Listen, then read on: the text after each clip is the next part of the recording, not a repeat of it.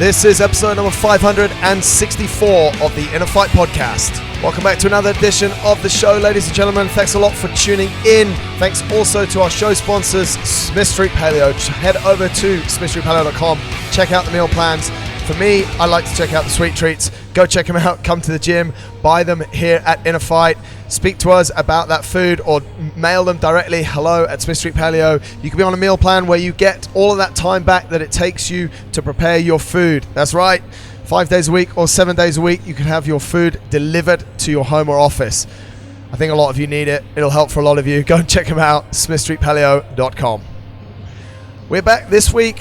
I've got two people joining me on this show because we're talking all about, as you may have seen from the title, Project DXB 2020. So welcome to the show, Mr. Robert Jones. Good afternoon. Good afternoon. It is the afternoon. He's got that one absolutely right. And another person, he doesn't look so great on the video. We'll get that fixed up. He's a little bit short. He's sitting down, this guy. Imagine an endurance coach sit down. Tom Walker. So lazy. Hello. Anything to say? No. Happy to be sat here. Happy to be sat down. It's even making you look a bit smaller. Yes, we're incredibly prepared. We've tested all of the cameras and everything is working. Let's kick it off, Tom, by talking about the 2019 version of Project DXB. What was it? What happened? Take at least 5 minutes to tell us, please. Well, it was, I think, are we calling it the 2019 or the 2018 version? Well, yeah. 18-19. 18/19. It's a season. It's a season, yeah. It was a 3-month-long project with 12 runners, and the idea was born basically through highlighting the fact that we can take all sorts of abilities and runners towards Dubai Marathon or 10K, and we wanted a real mix of people, and we thought instead of just letting people sign up and getting a place, we're actually going to make people apply for it, and let's see who we believe can get the most from the run project, Project DXB. And what happened? It was awesome. You were supposed to take 5 minutes on that. You took 1 minute 58. This guy doesn't know anything about timekeeping. So talk us through how it worked, mate. So you said there was a selection process there. Talk us through exactly how 2018 to 2019 worked. I think the selection process is a good place to start, and it really helped us to choose a team of runners who were going to get the most from the project, like we said. The application was long. A lot of people said, seriously, you want me to fill this out? And I think that was the first part to it, was because if you've not got the time or the patience or the motivation to fill out a questionnaire, whoever's done our questionnaire knows how it goes. Takes a little bit of time. Takes some time. It takes some thinking. Yeah. Then you probably don't have the patience or the discipline to go through a 10K or marathon program set by us. Yeah. So we immediately cut a load of people out through this application process, and you can see who rushed their answers, you can see who didn't take the time, and you could really see who did take the time. Yeah. And the ones who even added on extra notes at the end to say, even this exercise was epic for me. Yeah, I think that's a really important point, mate. Like it's the entry to the endurance world to start getting endurance coaching. Like we're probably up to about 30 different questions, aren't we? Yeah. To really for us to understand why people are doing what they're doing, and also it's a great way to understand how people are currently living, isn't it? Exactly. So we knew what they were coming in, what sort of baseline they were at, essentially. Let's stay on the questionnaire for a brief moment, mate. What are some of the questions that are in there? So people are thinking about this and thinking, yeah, this is a really good idea, want to get involved. What sort of stuff are we asking them? We go with some very broad questions, like why do you get up in the morning? What does your day generally look like? And then we focus it down to, like, what does no weakness mean to you, which is a big brand value for us. What races have you done in the past? What are your certain goals? How do you measure your fitness? And there are a lot of questions people have so many different types of answer to, actually. Some people really understand the question being one way, some people understand it another way completely. So I think there's probably, out of the 30 odd questions, I think 20 of them can be like a real deep answer depending on how you understand the question. Yeah, absolutely. And mate, some of them are actually a little bit tricky for people to answer, like, why do you do this, and what does this mean to you? Like you said, what does no weakness mean to you? Yeah, and why do you get up in the morning? People don't know how to answer that. If you don't know how to answer that. Rob, you've obviously seen a lot of these things. You've taken on a lot of new clients recently. Some feedback from you on the intake questionnaire, or things that you've seen from people? Interesting bits and pieces? There's got to be some. You can definitely tell a lot about a person by the way they fill the questionnaire in. If the answers are short, not well thought out, more likely the person is to not put as much effort into their training. And the guys that add in all the detail are the guys that really, really stick to the program as it's written, and then more importantly, feedback after each session as well. Yeah, that's sort of my opinion as well. I actually had quite a few people that I've just turned around and sent it back, because they send it back within about half an hour or 20 minutes. And it's like, no, that's not interesting. And then actually had a client the other day, a new client that was coming on, and he said, I'm gonna dedicate some time this afternoon to fill this out, and I'll have it to you by 6 o'clock. And I'd only sent it to him that morning, but I thought actually that's really cool, because he's actually going to invest some time into it and spend that time. Moving through, mate, so we got all those people and basically selected the 12, and this is the same process we're going to use this year. Selection process. Keep on the journey, but it's going to be 24 people. Awesome. Bigger. Then how did it work last year? Let's go through a little bit of the technical parts of last year, and then we'll compare to this year how it's going to work and what people should be thinking about and doing. We first of all split the runners, so those who wanted to do 10K obviously, and those who wanted to do the marathon. I think we had a quite an even split. We tried to make it that way, but I think naturally it happened that way anyway. The not necessarily saying that the 10K lot were worse than the marathon lot or vice versa, but what we tried to find was people who wanted to get a better 10K time, people who wanted to get a better marathon time, people who wanted to try their first 10K, and people who wanted to try their first marathon. Right. So it was quite difficult to organise in terms of like how you organise the training as a team, but we started off with a big open day here, where we got to give out some kit, we got to show them sort of what to expect from the plan, got to meet us, because a lot of these guys, I think only 2 came from certain gym members, so everyone else was brand new to us. And so they got to experience the gym, the environment, and we'll do exactly the same this year. Is we'll have an open day or kit day, and then a first sort of group run day, as it were, so everyone can get to know each other as well. They like to create their little group and make sure that everyone's in touch and motivate each other, I think. Talking about after that kickoff, Rob, talk us through a little bit about what people should expect, number of sessions a week, and actually how this program will run. So if people are signing up for it or want to apply for it, what can they expect to have thrown their way? Because this is something that I actually find really hard for us to communicate on a poster or on something else. Is like, okay, this is what it says 3 run sessions a week, but like, what really is it all about, mate? So the idea is, well, if you're already a seasoned runner, obviously you want to get a bit faster, we need to look at your speed, but each of the training sessions is individual to the person. So obviously the beginner session is going to be very different. Someone who's already run 10K or maybe even already run a marathon but wants to get faster. So we're looking at least 1 track session a week, which is going to be working on the speed. We'll be looking at a strength and conditioning class here in the gym.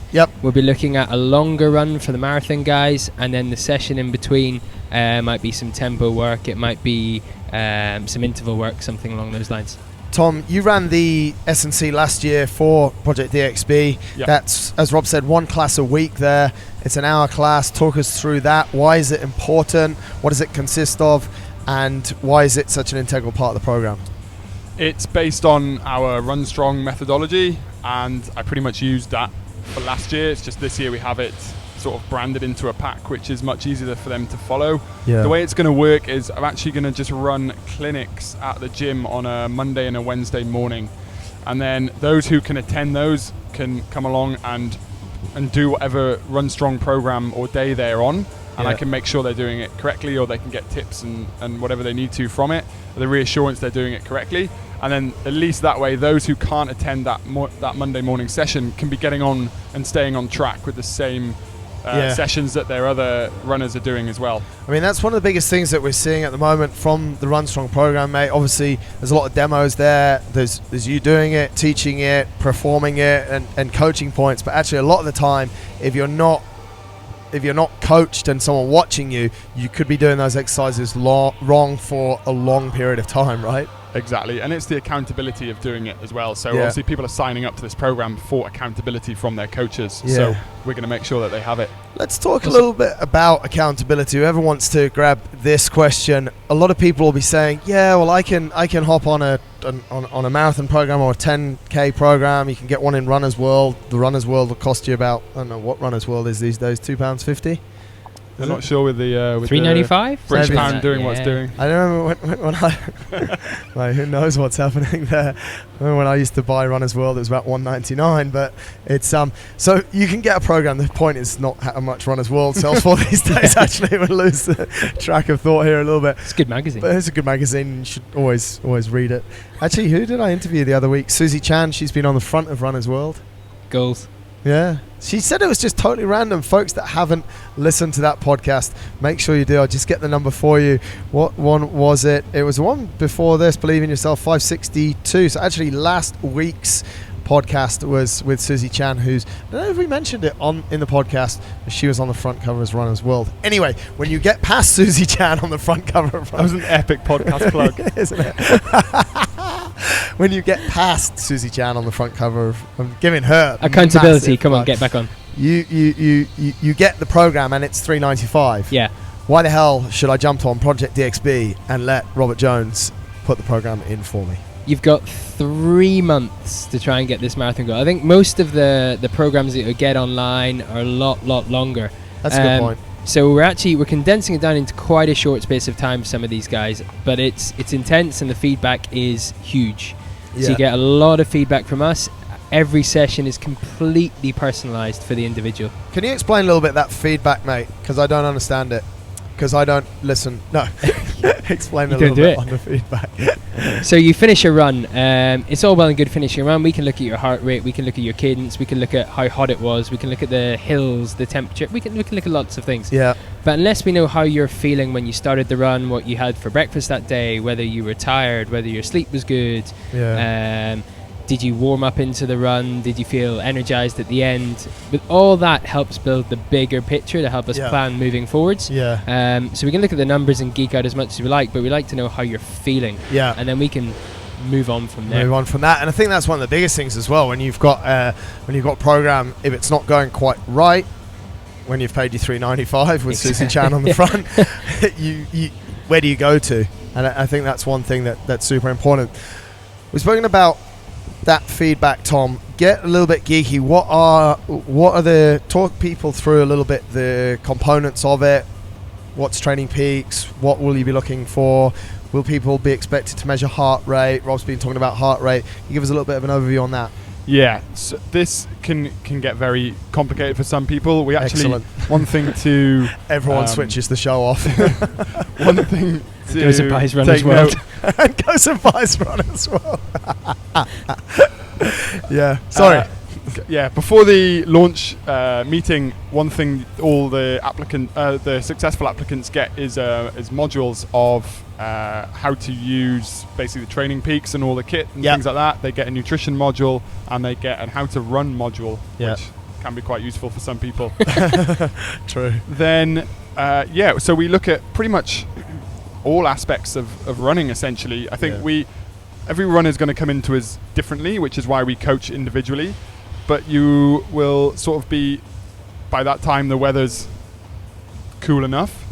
So we can look at heart rate data without it being all over the place. Yeah. We can look at pace data because Dubai is nice and flat. Yeah. We can look at run cadence, which we're big on, and so is the Run Strong program. So we're looking at run efficiency, which includes your pace and heart rate at certain run cadences.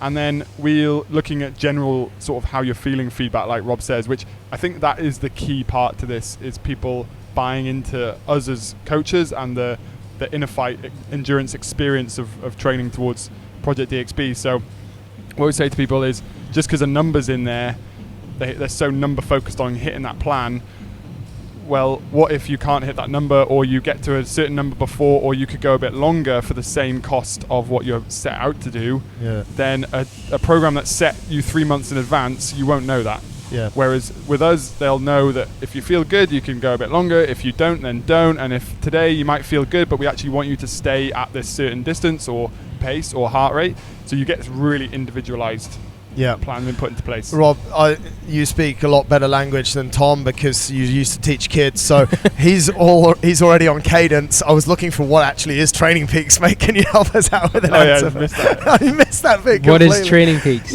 Training Peaks is an app that is on your laptop, phone, tablet, and it is how we'll set your training. It syncs in with your running watch and which we'll come to next.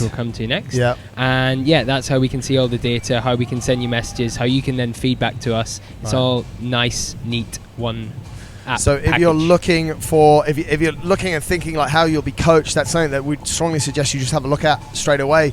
Google what is Training Peaks, download the app of Training Peaks onto your phone. It's free. And you will only need the free version. You don't really need to upgrade to anything above the free version. But definitely have a look at what Training Peaks is, because this is it's a value proposition above your $3.99 Runner's World, is that Training Peaks is where all of your training will be, and your coach has access to it to change it. Heart rate monitors. Someone mentioned that. Thomas, what can you tell us? How level of depth do you want? Well, why don't we start really simple? I'll cover that bit if you want. It's a watch that you put on your wrist. So a watch, yes. So a GPS heart rate monitor running watch is going to be needed for this. You can go as basic as the basic Garmin or say Polar or Suunto, which can measure time, distance, and a very simple heart rate. You can then go as complex as you like, such as this new Suunto Barrow 9 that we're all wearing, which actually is one of the partners of this project, which we love that, because people have so many watch questions, and the fact that we can just back up with what we can say about Suunto is actually awesome. funny, because the next show, which I'm going to record after this one, that comes out on the 29th of September, is a 15-minute show of do I need a heart rate monitor GPS watch. But an integral part of this project is to have one. It is. And I like the argument of running free and whatever, but the fact is you're probably going to be a self-coached lifetime long runner for someone who's doing that. Or you're starting off on a journey and you don't really mind about your performance. For us with Project DXB, with people with the 10K or the marathon goal in mind, the watch, the heart rate monitor, and the accuracy of that is absolutely vital. Let's go a little bit geeky, because it's slightly different horses for courses, and the course that we have right now, we know it's a 10K course. We know exactly the elevation. It's flat as a pancake, or a 42.2K course. Extremely flat. It won't be windy. It might be a little bit, we've seen in the last few years, a little bit of morning humidity, dampness, but we know pretty much exactly what conditions people are going to face. And therefore, to be able to train people on that same conditions, which is what we're going to start doing, we're leveraging the extra tools that we have available to us, which is heart rate data and speed data from the start, which is a lot different to when we're perhaps preparing people for something a bit longer, or where the terrain's a little bit more variable. And I think that's what actually makes the case for a really decent heart rate monitor GPS device, especially for these races, for these known, because we know all the variables. Super important. Definitely. Where were we? So then can I add on that? Actually, yes, you may add on. Lots of these new watches have the heart rate integrated wrist strap, which just isn't good enough. It's actually I 100% agree. I 100% agree as well, and actually really keen to, because they all come now when Garmin have upgraded to Phoenix 6 or the Phoenix Marks, or no, Garmin Marks, which is like one of their top watches. None of them, and the top watch from Suunto, none of them actually have a chest strap. You have to buy it as an extra, whereas it always used to be available as a bundle. Talk a little bit, Tom, about that and wrist, and why we don't like it. Well, what we're seeing with it is being tested as being valid and reliable, which means it's testing what it's supposed to and it's testing the same thing time and time again. But what we're seeing in those tests is they're done in a very controlled environment, which we don't have when we're out running. So the watch will have to be at the same tightness every time you go for a run, which might seem normal. You just put it into the same hole, but your wrist and things and skin will very slightly swell and shrink within certain temperatures and depending on where you are on the point of your run. So that's one issue. The second is the lights used to measure the wrist can be affected by heat and, more importantly, water. So like when we sweat, when we run. I was going to ask you that. Which out here is, well, you're going to sweat. Walk outside for a bit and you're going to sweat. So you get an immense variation in the heart rate when put out into the real world. And this is something that I went through with like power meters and things, is looking at, okay, it says it's really reliable and valid, but actually when we use it in the real world, it isn't. And having used it now myself in the real world, the chest strap is 100% way better. Way better. For people that are thinking about it, and normal questions that would come up would be, is an Apple Watch good enough, Robert? No. Tina's not happy about last year. Tina wasn't happy about that last year. Lots of people. Hassan wasn't happy about that. She has a Garmin now, though, so it's all good. She has a Garmin, which actually I think she got it, and these are the options. She got it quite cheaply on Dubizzle. Yeah. Mate, what sort of, if we're looking at entry level, what is your go-to sort of price point for an entry level watch these days? I think a very good entry watch that people go for is there's a Garmin Forerunner. I think that's one of the cheaper ones. You're looking at about 1,500 dirhams, I believe. It's exactly the same. In the UAE? Suunto 5. Suunto 5 around the same. Exactly the same. You don't need one that has music capabilities. That's an extra couple of hundred. What about WhatsApp notifications? Are we happy with that? Can turn all those off. I mean, but that was actually talking a little bit. Give Garmin a lot of airtime, even though I don't like them. One of their watches they marketed on the music capacity or capabilities, didn't they? That's the only reason why you buy an Apple Watch, isn't it? Well, I don't know. Or you could sit there in meetings and get distracted. I had a meeting with someone the other day and literally was just going off the whole time, and I wasn't interested in being there. What other bits of technology do they need? So we're talking about Training Peaks, so you guys can go and have a look at that app. You can, because I think people should be more prepared for these things and understand what they're getting into. You're going to get into, the good thing with Suunto is you're going to get a discount. I think it's about 20% off a Suunto watch. So if you look at that Suunto 5, which is more than capable, the main difference, it's got this, the 9 is a few thousand dirhams more, and it's just got loads more features, I guess. But the Suunto 5 does a really good job, and you'll get 20% off that. Training Peaks is for free. What other bits and pieces, Tom? My Fitness Pal, which we use for... My Fatness Pal. Free as well. Food recording also free, unless you want to go premium. Why do I keep on paying £8 a month? Do you have adverts? No. I like the adverts. Because I've got Coach and I want to see my friends or something. Yeah, you can make recipes and things like that with the premium version. That's what I do the whole day. Maybe Holly does. So maybe actually Holly has it. I programmed the whole Smith Street menu into mine actually because I was fed up of making it every single time. So if you want me to tell you it's actually already there, then thank me for that. It's already there. I just don't open it up. I was the one who put it there. Well done.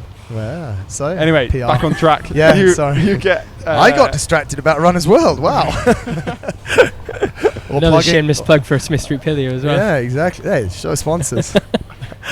Carry on, because mate. we're in this time frame of 3 months, it's really important we get all the areas correct. So there's no chance for sort of guessing. So we get the guys to record their food intake, and then we can look at whether they're fueling their sessions correctly, the timing of their session and fueling, and how they're feeling as well. And it also is a good place to keep monitoring their weight and things like that over the 3 months. And there's one more app that we use. Heart rate variability. Robert's got it on the buzzer. Over to you. So heart rate variability looks at your central nervous system fatigue. Yeah.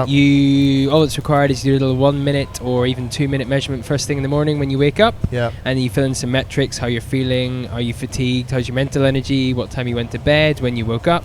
If you were drunk last night. Exactly. If you're drinking a lot, a little, or not at all. Were you traveling, flying? And then that all gets pushed to us as well through Training Peaks. Yeah. And we can look at then, again, the overall picture. Yeah, I think that's something that I pretty much use with absolutely everyone, but it's a paid app as well. It's 30, I want to say 34 dirhams, something like that. It's not a lot. Under $10. Yeah. But I think it goes back a little bit, Rob, to what you were saying earlier as well on the actual sort of more subjective feedback. The HRV is useful, HR is very useful as well, but all of those questions that you've rattled off there, and the coolest thing, folks, is that data. This is the technical side that your coach will figure out for you if it doesn't work, but it's linked so it comes in your training peaks. So any stage, any of us can look at your training peaks and see exactly how you're feeling on that day. Exactly. If you have, how much you have slept. For ladies, if you're having lady things going on, that's definitely going to affect your training. And we basically, if you're comfortable with it, we need to know about it because it's actually super important, and it affects a lot of what's happening in your training. And we get all of these metrics so we understand exactly what's going on. All in Training Peaks, the one you can Google. And you can check out all of these things, folks. Heart rate monitors, Google. Training Peaks, Google. HRV for training, have a look in Google. MyFitnessPal, have a look as well. And they're all apps. Anything on there that's not an app? Well, whichever device you use, I guess, is not an app, but they all have their own apps. Yeah. Talking a little bit about, whilst we're in the sort of more technical stuff that we'll refer people back to minute 25 of this podcast, how do I get my run, which is on this watch on my wrist, into your training peaks? Who wants to answer that one? Well, we have a very comprehensive handbook for people. Right. We actually filmed some videos as well. We've also filmed some videos, which will be going out. Perfect. Essentially, you just link through the links that we've put into the handbook. That creates, if you're using a Suunto, it goes into the Suunto app, which then gets bounced onto the Training Peaks app. You just connect your two accounts. Vice versa with Garmin, it just bounces through, and you can either work it the other way, that your app can recognize the workout you have in Training Peaks and send it to your watch for the guys who like to just press go and not have to think too much about their session. Although I'm not sure about how I feel with that for people. Yeah, have you used it? Some of my clients do, and I always. But if the distance or the GPS is slightly off, they're going to have have that anyway. And there's also the feeling of, like I talked about a bit at the start, is if you've got a 10k run to do and at 7k you're smoked. Yeah. People will push on to 10 because they feel that it's there on their watch. Yeah. Whereas we try and coach in a little bit of a different way to that. Yeah. Let's talk a little bit about what I'd say is prerequisites. So just so people are clear, you've got 12-week period, which these two guys, with my help at some stage, are going to take you from where you are now to either the 10k or to the marathon. What stage, and this is I think a question that we got asked a lot last year, is what should I be doing, or what running experience should I have? You can have as much as you want or as little as you want. Right. We take anyone. We just want the person, the runners that we take will benefit the most from the program that we offer. And that doesn't mean that they will run the fastest. Yeah. It means that they will just have the most benefit. Like our slogan is, we'll make you better at life through endurance. Yeah. That's exactly what this project's all about. So they don't need to be already run or have run, and if they have, that's fine too. Yeah, and we'll even supply a pair of On running shoes. Should really give them a shout. We've given Suunto a shout. Let's go through the sponsors of this project. It's probably a lot nicer to call them partners. Suunto, anyone on the project will get 20% off their Suunto. So if you are thinking to apply for the project, you'll get 20% off. If not, slip into my DMs and I'll give you a special deal. And On, let's talk a little bit about On. What's On serving up? On is supplying shoes for our runners, as they did last year. So last year they were our main sponsor partner, and this year they're basically doing the same thing again. Same thing. They've come to the party. Good thing about those guys as well is that they will bring the demo shoes down to the track. Yeah. So we'll make sure that you get the right shoe for your style of running. And they're very hands-on, which is great. Yeah. I think they'll show you the shoe. They'll show you what options they want. We all use the shoe, and we have done for years now. Yeah. So we can help give advice on it as well. People know that their shoe delivers because we've shown it time and time again. Something that I know is very close to your heart, Robert, is another one of our sponsors, partners, Naked Running Band. Oh, yes. Talk to us about how you even found these guys. I found them through Instagram. I was in Chamonix and there was a guy put a picture up of this weird thing around his belly. I was like, what the hell is that? Clicked on it and it's a running band. You put your water in, your phone, your keys, nutrition. I didn't know you were the first guy. He copied me. He actually brought it to me, and I got it shipped from the States. He got over it to shipped me. from the States. Yeah. Yeah. True story. Phenomenal. Yeah, no, mate. Nothing's my idea. Phenomenal. Yeah, no, and actually the day that he brought it in, I've seen running bands before, but I don't know, I've never really been into it, and yeah, he sold me on it. Yeah, I remember you giving me one, and just it was next level. Yeah, it's just super comfortable. Very good. Actually, I don't know if that hold market has maybe grown recently, or if it's just because we're now in that market. But I see a lot of people with running bands, and I think there's loads out there now. None of them are quite as good as naked running. Do you know what? I've tried a few, and that is hands down the best one I've ever used. Yeah, it's good. So if you are part of Project DXB, you will have access to a nice little discount on naked running band as well. Yeah. Nutrition partner Thomas, you're the best to talk about these guys. Secret training, or stealth secret training. Stealth. Yeah, they're a brand by a gentleman called Tim Lawson, who is from the UK, and he was part of another large nutrition company. If you Google his name, you can go and have a look at all of that. Yeah. It's out in the public space, but he split from them and went out and actually tried to retire. And then a pro cycling team, Saxo Tinkoff back then, Mr. Alberto Contador, you might have heard of if you're a cyclist, said to him, you're not allowed to retire, I want some products from you. So they shipped him out there, and he started making it was a gel to begin with that suited these riders, and that became the real fruit gel. Yeah. Then they started going to hot races, so he developed the isotonic gel.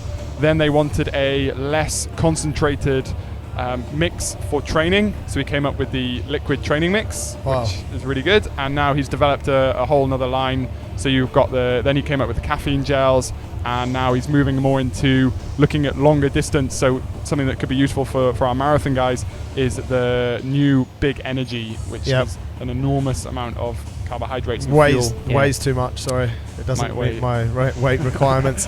But on that note as well, and this is something that's super interesting, the guy who you're speaking about, Tim Lawson, will be in Dubai during Project DXB, and we'll be doing a special talk to the guys as well. He will, and if you think I geek out on things, this guy is next level. Yeah, and if you think we're taking this project seriously, this guy, he's just one of the sponsors, the partners. He's flying from the UK just to talk to everyone who's on the project. Really cool. So, yeah, it's epic. And the final partner that we've got is actually all under the same company that distribute Naked Running Band and Secret Training, is Runderwear. And Tom, you're actually, I think, one of the only ones that has any experience with Runderwear, so please talk. I have experience with the Runderwear boxer shorts. I have experience with the ladies' collection. I wear the ladies' tri-suits. That's the only one that fits. Class. Skinny No, I wear their run boxers, which I love them. They're great. Fit into the shorts. They don't chafe. They're very comfortable, they're lightweight, they don't hold on to too much sweat. They've got that seamless band, which I quite like, which fits in nicely with the running band, because you don't get that like weird digging feeling that you sometimes get from shorts that have a string and things. So I like them a lot. So they are the partners that we've got for the project. So you're going to get on shoes, you're going to get special deals from Secret Training, you're going to get starter packs. So if you don't like the stuff, you just throw it away. You've lost absolutely nothing. I'll have it. And we'll give it to Rob. Yeah. And if you do want the other products, then you're going to get some nice discounts as well. So we've pretty much covered what happens over the 12 weeks, I think is clear. We've covered technology, the different things that you need. Let's talk a little bit more in detail about what, Rob, you skimmed over it at the start, gave us a nice idea there. You said they'll have one sort of longer, easier run, one gym session, one harder run, and then we'll play around maybe some tempo stuff. What should someone expect from that's not happening. They're useless. We were going to get another sponsor. For those that are not watching the video version, Tom just showed me something and they're not having it. See, it makes it like a real show if it's not all too scripted. I like that. They're out of it. Well remembered. I was trying to think of Edit. Bloop. Actually, I've never edited one podcast. It's great. Mate, what will people expect, or what should they prepare themselves for in those sessions? What is an easier run or a longer run? What's a hard session? Give us a little bit of info on that. So the easy runs are, well, as suggested in the name, are easier. You might find them hard to start with, but it'll be based probably off your heart rate or a certain pace. Right. And that's going to be lower than probably what you used to running. Right. So we build that aerobic base. So if you're not really a big runner, you've got one run a week that's relatively straightforward. And it might even be a bit shorter for the guys that aren't used to running or haven't run long distance before. Good. If you're used to running, then that might be a little bit longer, but it should still be easy. Right. It shouldn't stress your body too much. Okay. And then we go into, you mentioned one hard run, and everyone's like, I don't want to run hard. Well, it depends. Subjective. What is hard running? True. Is it long? Is it fast? Is it fast and slow? Is it a track session? Yeah. What is it then? Some people find running easy hard. So yeah, exactly. Yeah. There we go. So let's assume then the hard session would be your tempo session. Yep. What that might be is blocks of time running at a specific pace. Right. And that would be a challenging pace. Right. So that then, and one thing to speak about is that those paces within that time frame, you figure out. Yes. So instead of in the Runner's World example that we were using earlier, run at a certain pace, what you think it is, you're going to work with the people to figure out, and that might change. Yeah, it should change. To be honest, as you progress, it should get a little bit faster, and the blocks should get probably a little bit longer as well. But then we'll change things up. If the speed's faster, maybe the blocks get slightly shorter. Cool. There's lots of ways we can play around with it. Again, individually based. And then the third session that you spoke about, what they expect from that? There is a track session, which is usually full effort. Full effort. The main mistake at track that we see is people just run far too fast at the start. Yeah. Again, those track sessions will be pre-programmed and they will have pacing guidelines attached. Right. And usually at the end, we'll say, look, if you feel good towards the end of the session, you can push a little bit faster. Push on. Yeah. But most people run too fast at track than what they're supposed to. That's because you've got about 70 people running around in circles with you. Tom, I want to ask you a little bit and get your thoughts on this. A lot of people that are maybe going into the marathon for the first time are thinking, how much time am I going to have to commit? Rob's talking about 3 runs. Doesn't sound too bad. You're talking about strength and conditioning. But, mate, for these runs, I mean, some people are going to run a 4-hour marathon, some 3.5, but some up to 5 hours. What is the time commitment that you see on a weekly basis as this program progresses? Well, the coach's answer is you're going to look for about 1.5 to 2 times your expected marathon time. Right. So that's got to be worked out to make it realistic. But we've had athletes who can only fit in, say, 4 or 5 hours of running a week, and we make it work. We just have to make sure that the expectation of what they're actually going to run on the day is there and set. Yeah. But if you want to go fast in a marathon, your run volume has to be pretty much a lot higher than what your expected run time is. And all of that, their expectations as to how fast they want to run is obviously collected in the initial questionnaire. Yeah. So if you lie in the initial questionnaire, you're off on a bad footing. Yeah, and actually it can go the other way, because Pete Hayes last year wanted to do the 10K, and then he mistakenly shouldn't have said to me, but he did. He said, what about the marathon? I said, yeah, do it. Yeah. And he was a bit like, oh, okay. And he did the marathon, and I can't remember his time, but I mean, he got himself through it. And the point was he trained pretty much for a 10K all the way up to it, and then smashed out a marathon. Yeah, which is very good. Last minute change. Yeah. But I think one of the good things as well, as we were speaking about earlier in the questionnaire, is that we'll ask people how much time you have to commit to training, and that actually might decide which race we put you in. Because if you only have like 4 or 5 hours a week to do the training, then it's going to make it, and you've not coming from a running background, it's going to make it a little bit difficult to get everything done, right? Yeah, definitely. And people who are traveling and things like that as well, we need to know, so we can work out their schedules and figure out what runs they need to do, because a treadmill program is obviously a lot different to an outdoor program. Yeah, absolutely. Yeah, but it can work. If people are traveling, what's the story, mate? We just figure our way around it. Yeah, want to know where they're going, what the hotel is, so we can see the facilities, and then we know what we can program them if they can run outside there or if they have to run on a treadmill. Either way, they'll be running and it'll work. Everyone's sold. What are the next steps? Get applying. Email us. How do they do that? What are the dates, timelines? When does it start? When is the marathon? Give us all of the information that people really need to know. I think it's live today, isn't it? Yep, we're open. We're open now. Well, we're actually recording this on the 15th. We opened 2 weeks ago. Yeah. So 15th. How many applications do you have so far then? Because this podcast will go out in 10 days from now on the 26th. How many applications do you have so far? Don't lie. We're filling up. I've had about 15 to 20 emails from people asking me, and I've just had to say to them, wait till it launches. Yeah. So give us those timelines then. What are we on? All right, so we're launching on the 15th, which is today. Yep. We will then close application dates on the 10th of October. Then we will choose the applicants and we will let them know. And then the Welcome to Project DXB Sorry, can I just jump in? Yes. How will you choose people? What if I want to apply and I've done my homework, I've listened to the podcast? Yeah. What word do I have to put in my application that I get through? But what are you really looking for?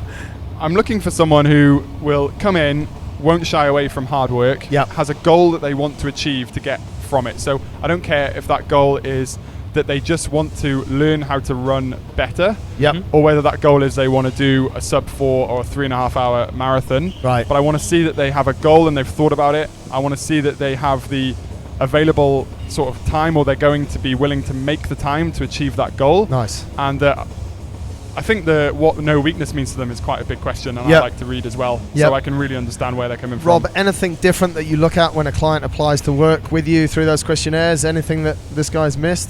I like the work ethic. Yep. So if somebody comes in, well, first of all, if they're on time to a meeting, that's always a very good start. Or early. Yeah, that's huge. Or early. Yeah, it is. No, if somebody's late, you get, right off the bat, you're thinking, well, if they're this late to just a meeting, and they want to run and they want to commit, So don't be late to send in your application. Do not be late to send your application. No, willingness, consistency, just the usual traits you'd expect to see from someone who works hard in their job. It's the same for the next 12 weeks in terms of running. Awesome. So that's the tips for applying. Continue on the dates, mate. The application date closed on the 15th of October. 10th of October. Yeah. And then what happens? Then they'll be the successful or non-successful will be notified. And then we have a nice big Welcome to Project DXB day on the 25th of October. Right. And then we do a group run all together, followed by a breakfast on the 26th of October. One thing that I think we've skipped is support network and community. What does Project DXB offer as far as that goes? Obviously, you're going to have this year 23 other runners with you. I'm sure they'll be creating a WhatsApp group. Yes. Which won't allow coaches in, hopefully. They created it behind your back last year. I think I created it and then left. Hand over that admin to someone else and then get the hell out of there. Because we're going to have such a wide range of people and hopefully like-minded people in that we don't want a group of runners who are all going to go out and smash themselves. We don't want a group of runners who are all really slow. It's not about your running ability, but it's about your ability to set a goal and then work towards it. So we're very like-minded people, and we know from last year people keep in touch with each other and they go for runs with each other and they actually reapply to do the marathon because they want to be part of it again so much. So cool. You get a real big community feeling. You're also going to get bought into the InnerFight Endurance community, which is big. So you'll have a huge support network here. They'll have time in the gym as well. So you get that. People will know you're on Project DXB within the gym, and we know our environment here is so supportive and we'll help people out with that. And then you get the like secret training, obviously are offering nutrition help. Huge. That's really big that you won't get from other people. I think that's one thing that maybe we didn't say at the kickoff meeting, at the initial meeting. Secret training are going to come in and going to do, I'm trying to get David and Rianka to do half an hour, but David talks a lot, so it'll definitely be about an hour. Good luck, But he's trying to do, and in all fairness to them, those guys are so supportive. I know a client last week asked a question at track, and Rianka sent a full email explaining what each individual product does and how it might work for that client's needs. So they are really, really supportive for no extra. They don't charge anything for it, which is fantastic. Same with On. They come to track. They'll come to track once while the Project DXB is Brian's underway. been to track once, Brian, if you're listening, I'm disappointed. It's because he's a CrossFitter, though, isn't he? Yeah, he does CrossFit. CrossFit now, like broke his foot playing basketball and all of that stuff. Suunto, Ben from Suunto is very active. He's great. So if people have questions on that, he'll be there to support. I'm sure we can get him to track at some point. Yeah, that'd be a good one. We'll start calling people out. We should just start saying, if you want to do any partnership with us, you have to come to track. Prove yourself. We've done that. We've asked people to come along for meetings, and they either show or they don't. And the ones who don't have not been successful. Exactly. So the kickoff meeting, the community, I think we've wrapped. What else have we got? Anything else that you guys need to add? We'll feature you, so we'll give you guys a lot of exposure on our InnerFight Endurance, so you can get the support that you want as much of or as little of. I was going to say, people are thinking, oh! That's completely optional, but what it does mean is you will go, people will know you're wearing the InnerFight run vest on race day, and having run it from experience, you will just get unreal support. Amount of support. They get some good photos as well if Shine's about. Photos for the grammage, or if Carlin's around, not drunk. on a serious note, we have a video on InnerFight Endurance IGTV from the guys who did it last year, or a couple of guys, and the way they talk about it afterwards and their experience kind of gives you goosebumps. For what people achieve. Some people are saying like, I just set out to just run a 10K and I thought you guys would be fun to train with. And then afterwards they're saying, I can't believe the experience I had, my business or family, or I feel better in myself. And you watch it and you think, all right, that was pretty cool. Yeah, lots happened, didn't it? Yeah. That's absolutely true. Well, I think that's enough. I think we've sort of wrapped up. I don't think we've missed anything. We've covered everything. If people do want to get in touch, email these guys, endurance@innerfight.com or tw@innerfight.com and rj@innerfight.com, or send us a message on any platform. If you do, I strongly suggest what Tom suggested, hop over to the InnerFight Endurance Instagram, where if you just flip through Instagram TV and also through the feed, you can see what these people, and keep a tune of that. We're at an ultra camp at the weekend. We can see how running is changing people's lives. So Project DXB 2019 to 2020, although we're calling it Project DXB 2020, is underway. You guys can apply. We'd love to hear from you, and hopefully we'll all run together again soon. Rob, Tom, thanks a lot. Thank you. Thank you. Cheers, guys.